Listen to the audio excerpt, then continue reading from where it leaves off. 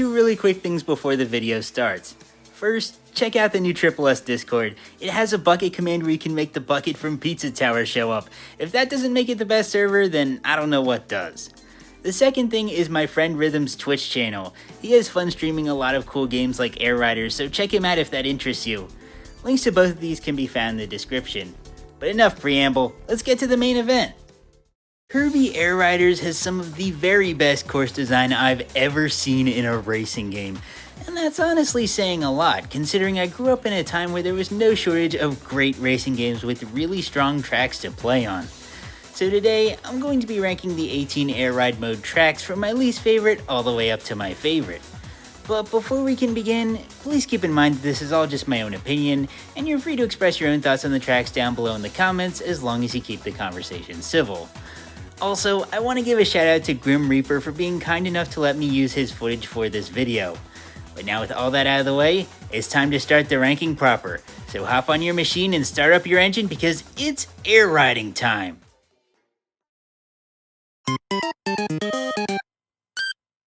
Dude, that's completely flat. That's 100% flat, I know, that's dude. what I mean.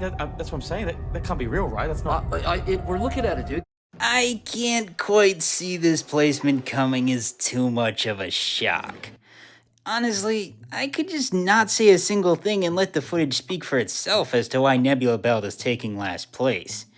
But at the risk of repeating what everyone else has already said a million times, this course has so little to offer in terms of both its visuals and layout.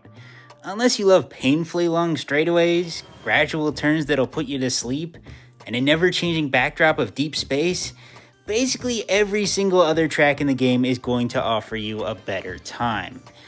In fact, I almost feel bad just having this footage play for you with nothing else going on. Like I should add some Family Guy funny moments or Subway Surfers gameplay just to keep your attention because of how boring this map is. But as tedious as this track can be, I do have to give it its flowers for actually giving Formula Star mains a reason to live, since the abundance of straight paths lets the machine easily maintain its top speed for a bit.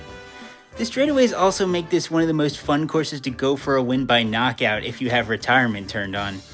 And ultimately, as fun as it is to rag on Nebula Belt, I'm still glad they decided to bring it back just for the sake of getting to see all 9 of the original courses make the leap to a gorgeous 4K resolution.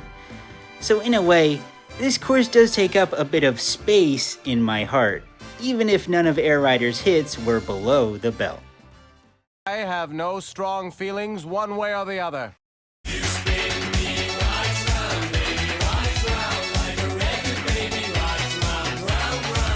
Fantasy Meadows is the definition of short and sweet, but the pacing is impressively good for its length. The first 2 turns are slight and forgiving, but the final one is really sharp, making this track pretty effective at easing players into the game, especially since it's one of the easiest courses to unlock. The usage of rails, ramps, and off-road here is also a good way to add a bit more nuance to an otherwise extremely simple track, and my personal favorite part has gotta be the tiny hidden entrance to the trees cave above the main path. It's really cool that even the first track from the original Air Ride has a little something extra for players who prefer airborne exploration. As for why Fantasy Meadows is so low, it falls more than a bit short of the other tracks, both figuratively and literally. If each lap wasn't so minuscule in size and there was more content on this course to write home about, Meadows wouldn't have any trouble hanging with the better courses in this ranking. But as it is, it failed to leave a very strong impression on me. It's like the same feeling as watching a YouTube video where the reviewer was covering one of your favorite topics, and then suddenly without warning he switched to the very next. He does exactly what I do, but better. Floria Fields is an interesting one because comparing it with Fantasy Meadows lets you see some of the track design differences between Air Riders and the first game. Of course, the most obvious change between the 2 introductory courses is just how much wider Floria is, which was done to accommodate the larger player count in Air Riders. The layout is also a lot more forgiving here with less off-road, and I think that with a few exceptions, these shifts in the design approach apply to all the new tracks that this game introduces. But getting back to Floria Fields specifically, it definitely doesn't have the same length problems that plague Meadows, but it also doesn't have any especially cool secret areas like the hidden tree entrance. Fields is a much better looking course though, especially that gorgeous rail section where you whisk through the storm of flower petals. It's probably among the prettiest shots in the game. So overall, I'd say Floria is a significant step up from his 2003 ancestor. You guys ever notice how this track's theme just has the Animal Crossing tool sound effect thrown into the melody partway through? Here, listen to this.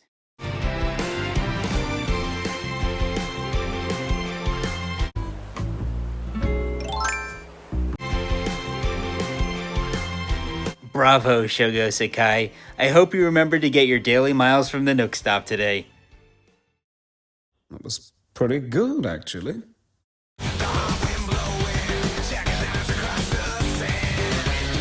I'm usually the world's biggest apologist for desert levels, and I do enjoy racing here on Sky Sands.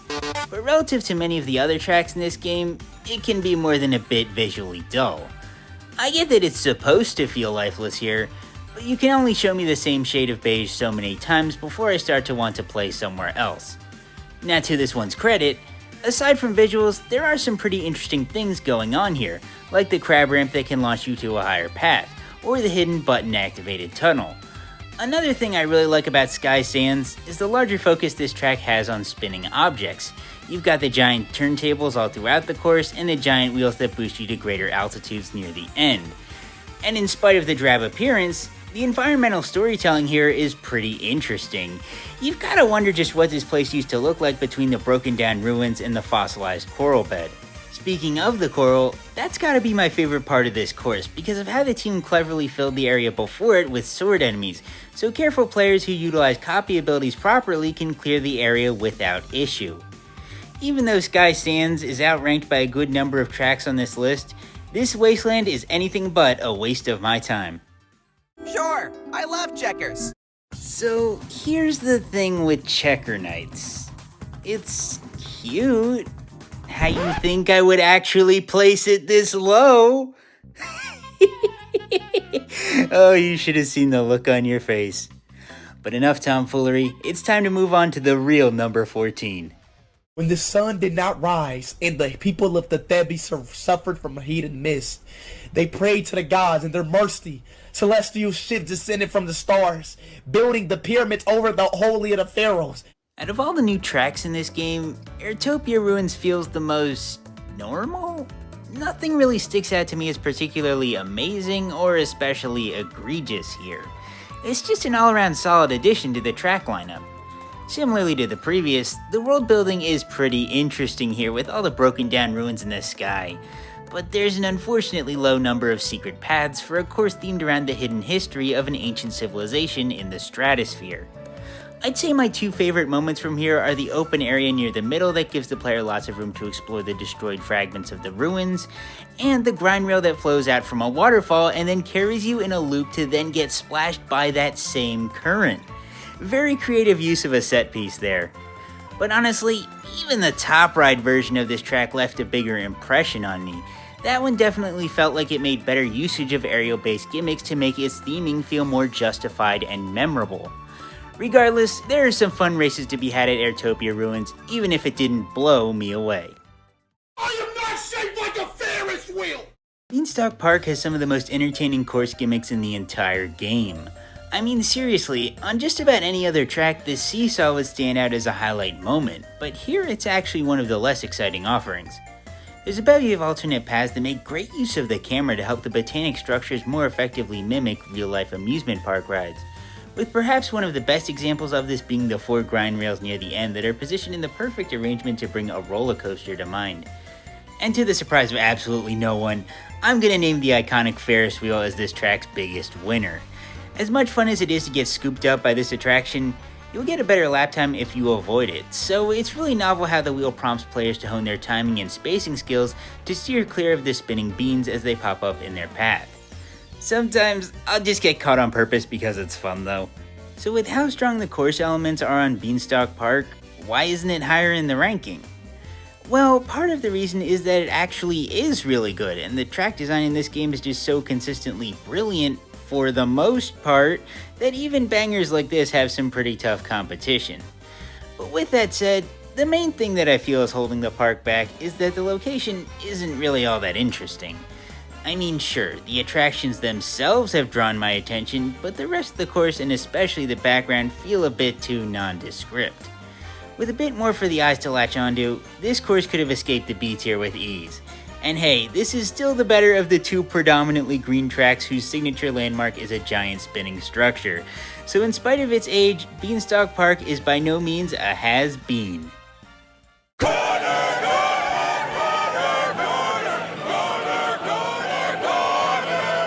Cavernous Corners is really ambitious, staggeringly so, but it often feels like this is almost as much of a detriment to the track as it is a positive. Between the jungle, mine, caves, ruins, and treasure hoard, this course is able to nail a bunch of different environments and provide each one with memorable mechanics and sights that make every last inch of the map feel flashy and momentous.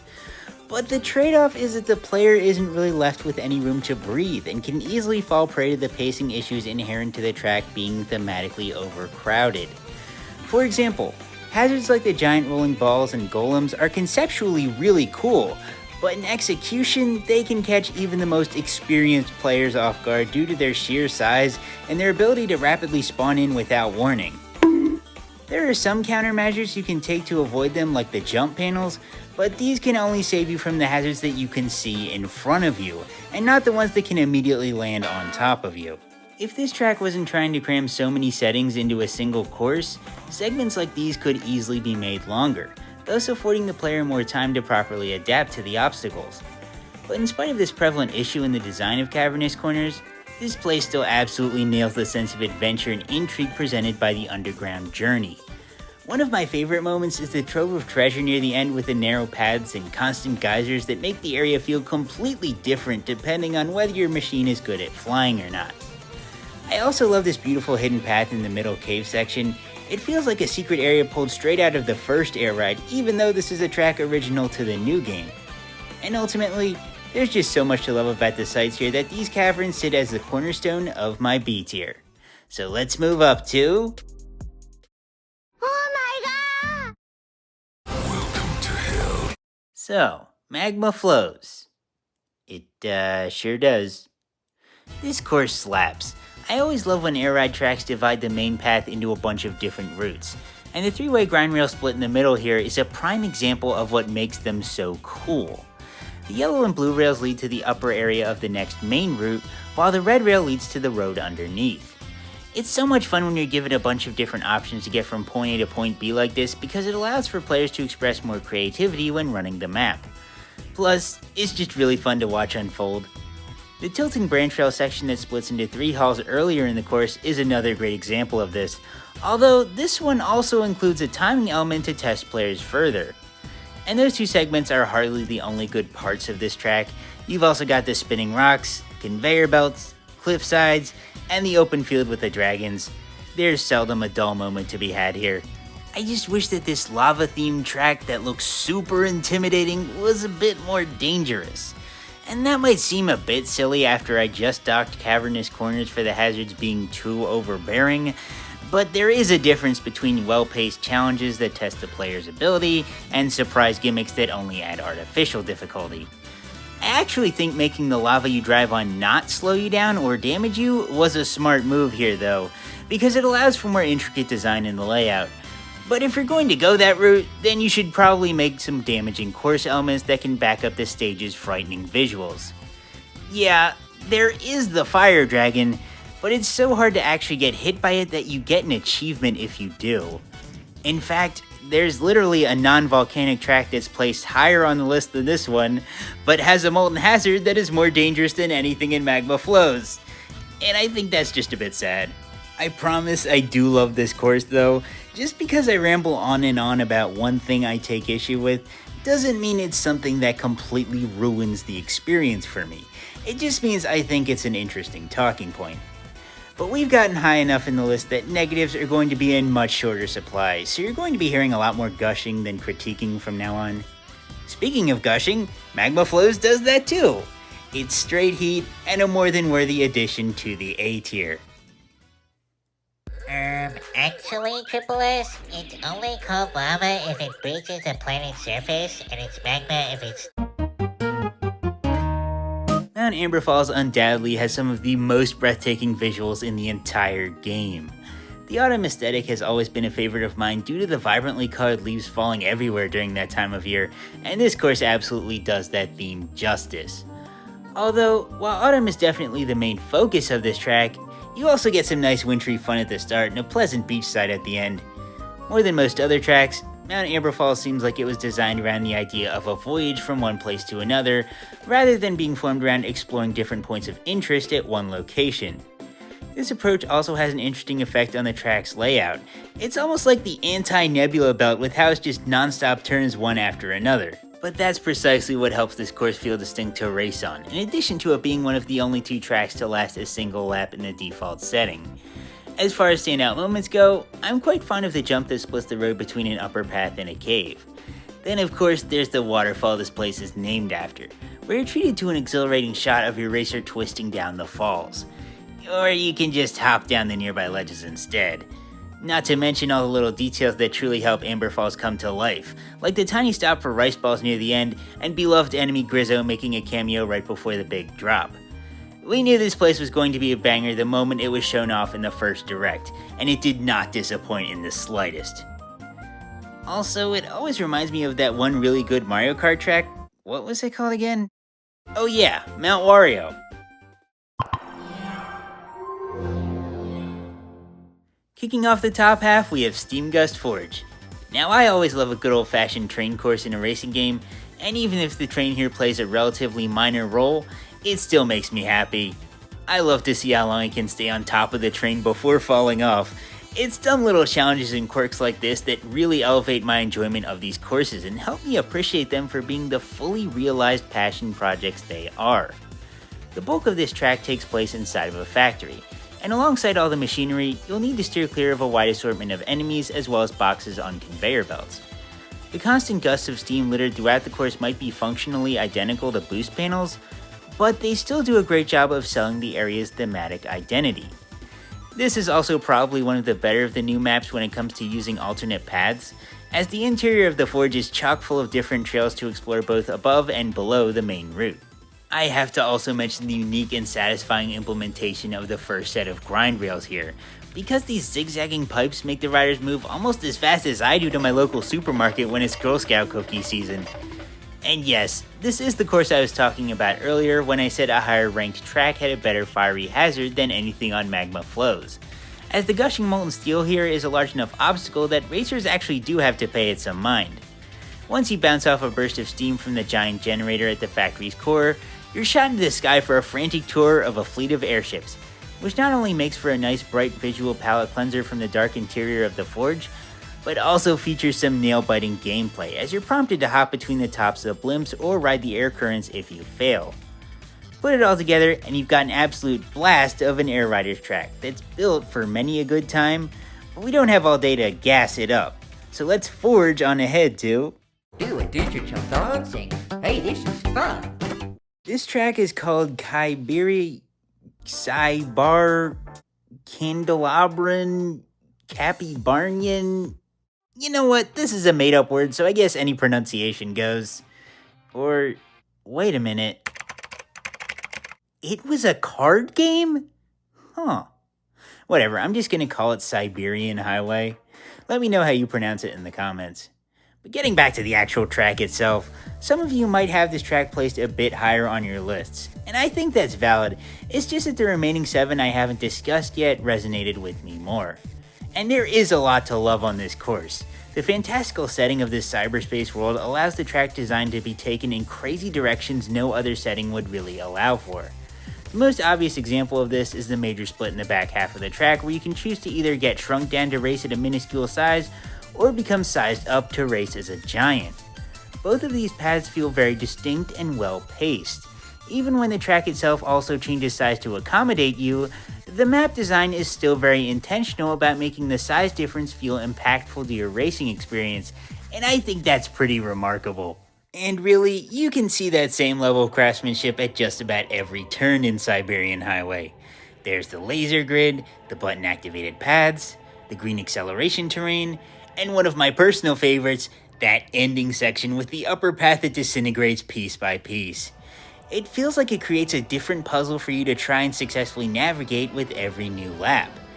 Another way this track earned my respect is through its dedication to keeping the race visually interesting, as there's 3 distinct cyberspace worlds you traverse throughout the course. Unlike a certain other similarly themed track in recent history where you just see the same flashing lights and patterns throughout the whole lap and you're left wanting way more out of the experience. But I'm not gonna name any names. Digital Circuit from Sonic Racing Crossroads. But yeah, I knew Siberian was going to rank high way before I even finished my first race. You have 22 minutes before the solar system is destroyed. The grand finale of the new tracks and Air Riders definitely left quite a strong impression on me. Besides Amber Falls, this is the only other course in the game to have a single lap as its default setting, and it's pretty easy to see why with just how long it takes to finish. There's essentially 2 halves to the race here, the starry road leading to Nova, and the race inside the world's worst genie to destroy his heart. The first half in space is mostly just build up and pretty sights like Galactic Nova committing war crimes on an interstellar scale. There are a few smaller gimmicks here that are kinda cool though, like the giant holes in the road that can act as flight ramps if driven over.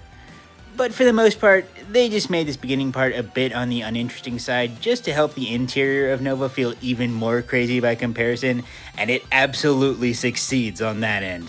Right off the bat, the way the colors turn negative as you dive inside Nova makes the moment feel exceedingly eerie.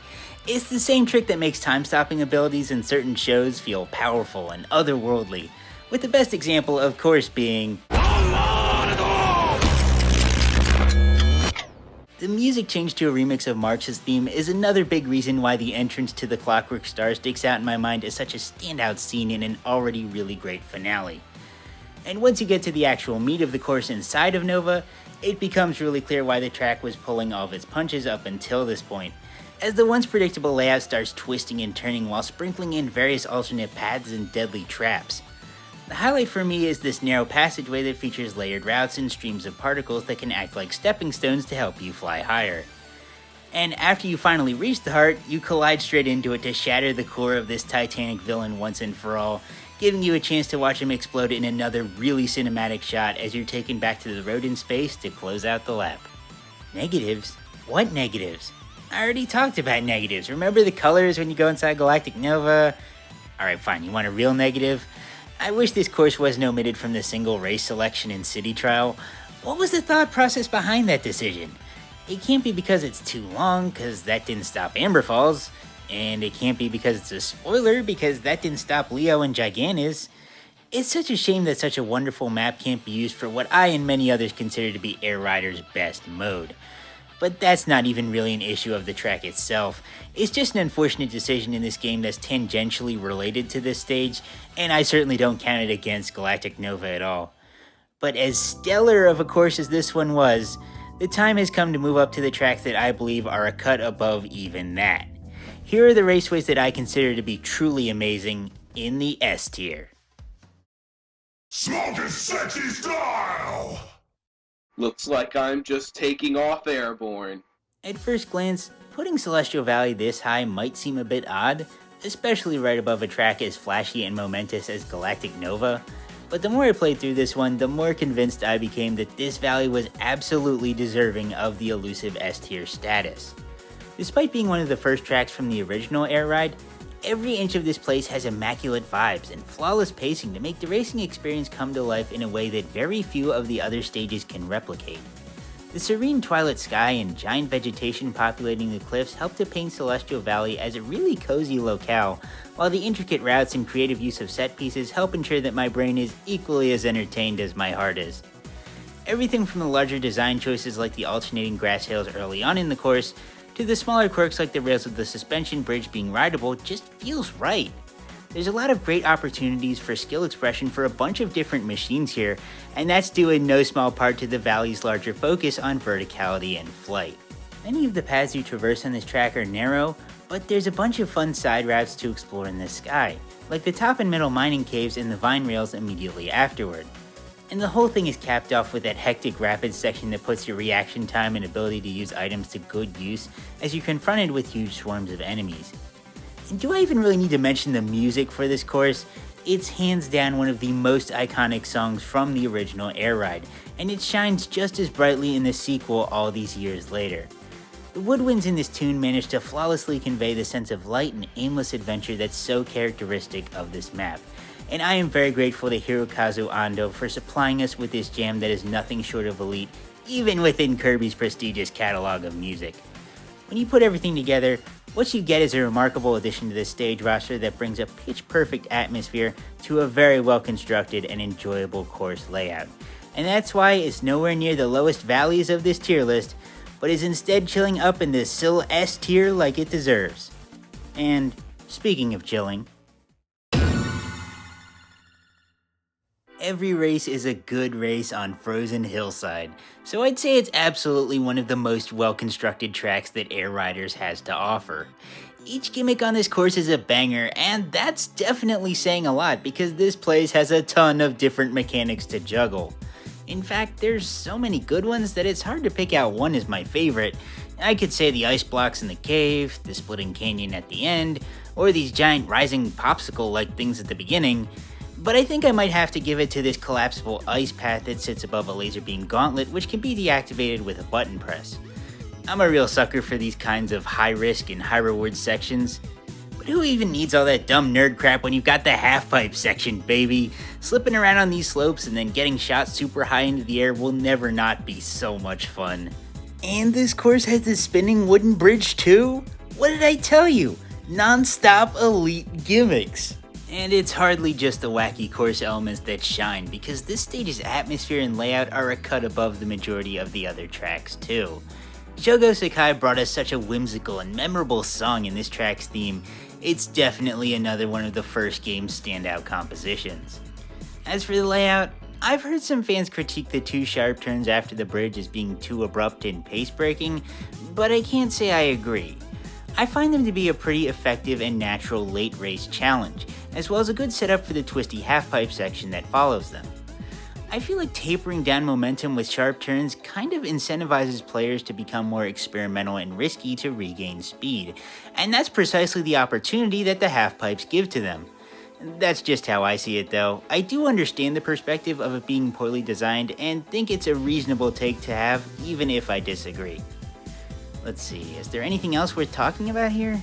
I feel like I've mentioned just about everything. Buford? Call me a fake fan if you want, but what's this guy's name again? Hold on a minute. You know, he kinda strikes me as a Buford, so that's his name now. Farewell, Buford.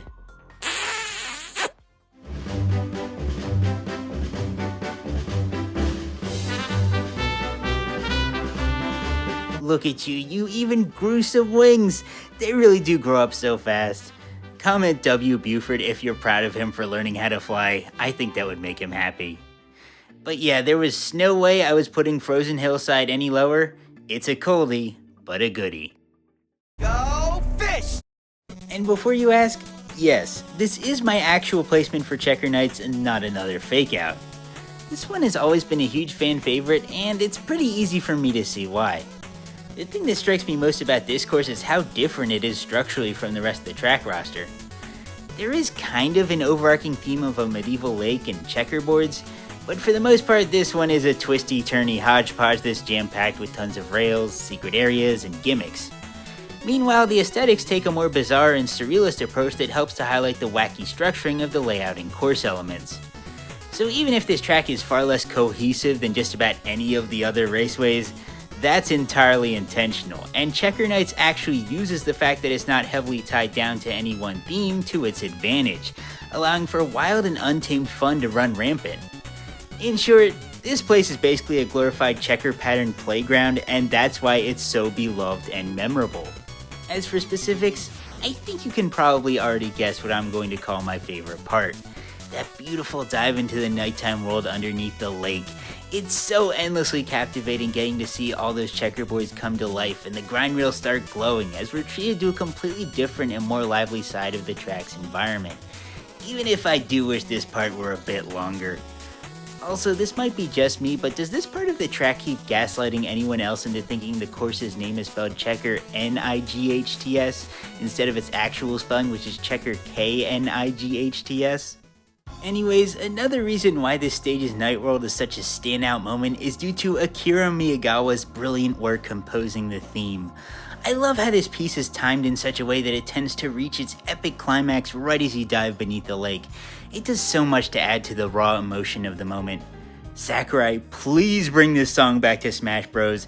It was in Brawl, but never again after that. Probably because this tune actually wasn't made for the original Air Ride, but the Kirby Right Back At Ya anime, so I assume the licensing fees to use it in games can be a pain.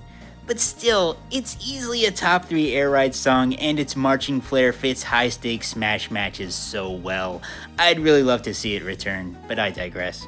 The ending of this course is so creative, with the super long straightaway that requires careful consideration of both your machine and the state of the race ahead of you to bypass various walls blocking your path. It almost feels like a more elaborate version of one of the drag race stadiums, and I love that.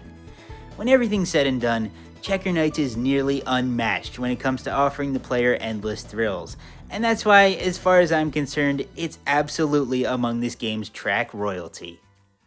Hello, how are you? I am under the water. Please help me. Waveflow Waters will be taking the bronze this time around, and honestly, Sakurai didn't do the best job at hiding how much more he loves this one than some of the other new courses. I mean, he did full gameplay demonstrations for Amber Falls, Steam Gust, and Airtopia, and even though he clearly enjoyed himself while playing on those tracks, he didn't gas them up nearly as much as he did for Waveflow during its showcase. Now, you're obviously free to disagree with him, but just know that this position for Waveflow is kinda, sorta, not really, but also somewhat, maybe definitely co-signed by the man himself, so you can't really hold this one against me. So what is it that makes Waveflow so good? It all really comes down to 2 words: living water. This is the main idea that Sakurai and his team had in mind while designing this course, and it really shows. It is genuinely astounding just how many different creative ways they found to utilize water in motion throughout this track. There's the giant split in the sea at the start, moving rings of water that can speed players up, huge currents to ride on, geysers, massive downpours to steer clear of, and even more. It almost feels like they took that one cool moment with the waterfall from Airtopia Ruins and thought, you know what? Actually, we can make a whole stage about stuff like this. And then they just ran with it. Sakurai also said that other water tracks in racing games tend to go for more relaxed themes like beachside resorts, while this one does pretty much the exact opposite and is one of the most frenetic and zany courses in all of Air Riders, and so naturally the music follows suit, being an incredibly spirited rock piece where the electric guitar holds absolutely nothing back. Another nice thing about this track are 2 little areas that can act as something of a palate cleanser because the water itself takes a bit of a back seat. First, you have the narrow boardwalk section with the umbrellas and enemies that are always enjoyable to mess around with, and then there's the pirate wreck with some fun alternate paths to explore. Despite this map's dedication to being all gas and no brakes, it's surprisingly well paced, and I really respect that because it's a very difficult balance to strike, especially with this being the second course in the game. And I'd be remiss not to mention how absolutely glorious Waveflow looks in 4K. A race here is honestly one of the most visually impressive sights to behold, not just in Air Riders, but of any Switch 2 game, at least as of early 2026. I'm sure the inevitable Xenoblade 4 will have a thing or two to say in that conversation. What more can I even say about this track? Water is good! Except here it's way better than good, it's incredible, astounding even. Waveflow is such a consistently brilliant and entertaining subversion of the beachside course that it completely washes every other stage in the game for me. All except for these last 2. It's time to discuss the cream of Air Riders crop, and by complete coincidence, we actually have one from the first game and one from the sequel. So join me now as I honor these tracks with the most prestigious designation known to mankind, the P tier. While you were sucking S tier. up like a fat boy at a golden corral, I gathered all the star power in the universe and became God!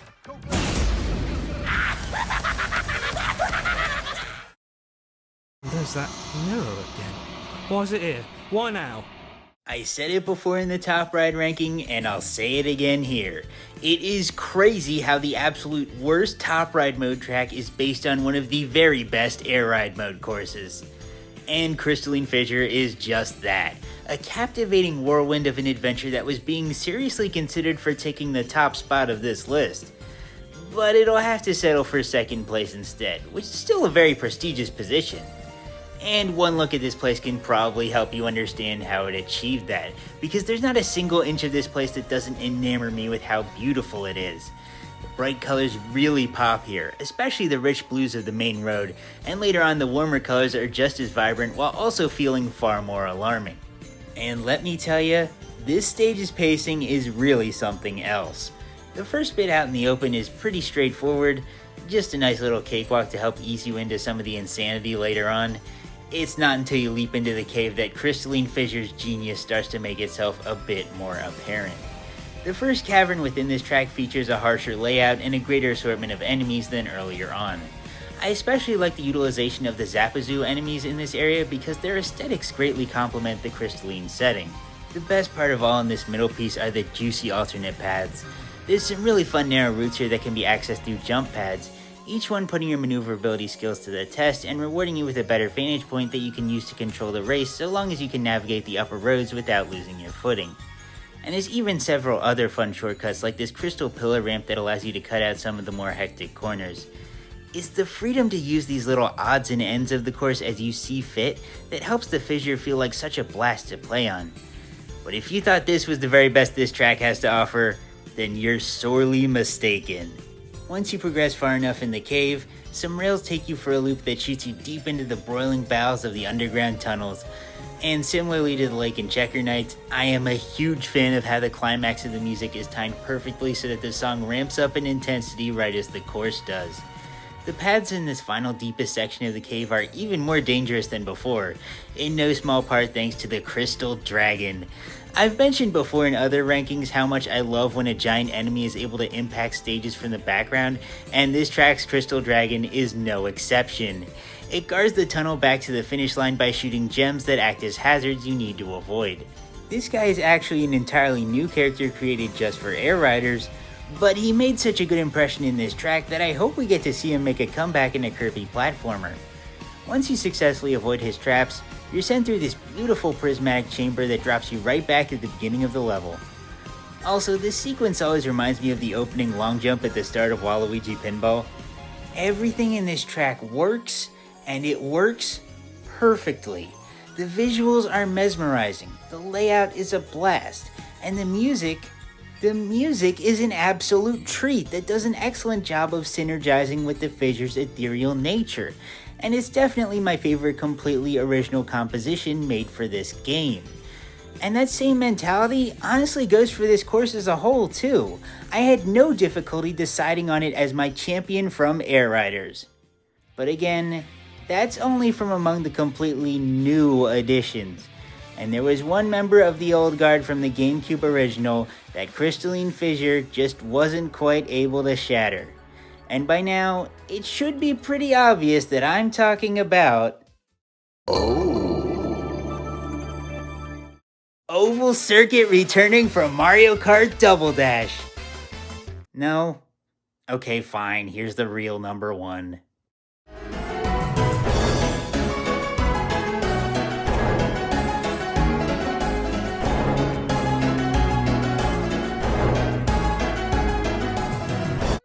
If you want a track that's the whole package, look no further than Machine Passage. Does it have better pacing than some of the other highest placed courses? No, not really. But the pure excitement factor and overall design of this place are so ludicrously strong that it more than makes up for any of its tiny shortcomings. In fact, a large part of all the excitement is due to the breakneck speed with which everything happens on this map. So in a way, even this course's weaknesses only serve to help make it a more enjoyable track once you get the hang of it. Every moment on Machine Passage feels like a highlight. With so many narrow paths littered throughout here, there's bound to be a good deal of fighting, which is always a blast. Although I guess it's not as much of a blast as the iconic cannon. This is just one of the many set pieces that help this course really come alive, but it's definitely one of its most memorable. So glad it made a comeback in Wave Flow too. Other really great beats on Machine Passage include the hazards of the fan blades, bumpers, and flippers, all of which can seem very irritating to new players initially, but they also enhance the mechanical atmosphere by quite a good deal and feel incredibly satisfying to avoid once you improve at the game. Speaking of atmosphere, This is one area where I believe that this course completely eclipses the other 17 tracks. Uniquely dim lighting, the cramped corridors, the mechanical surprises at every turn, it all ironically helps this raceway to feel like the most organic location out of the whole bunch. I also love that despite how consistent the dreary interior of the metal building is, there are still distinctly colored areas that truly drive home how complex and expansive the labyrinth is.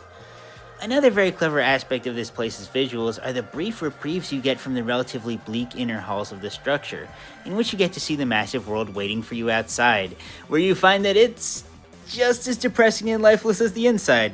But hey, it's still beautiful, especially the deep red in the sky. It's honestly quite impressive to me how this part simultaneously has such a stark juxtaposition to the main setting, while also doubling down on its storytelling. But one story that hasn't been told is what the heck this thing is. It looks like something straight out of Metroid Prime. This creature was never seen again in any other Kirby game, but it kind of vaguely resembles Krakow. Maybe it's one of Buford's friends. You know what? I think I'll call him Wesley.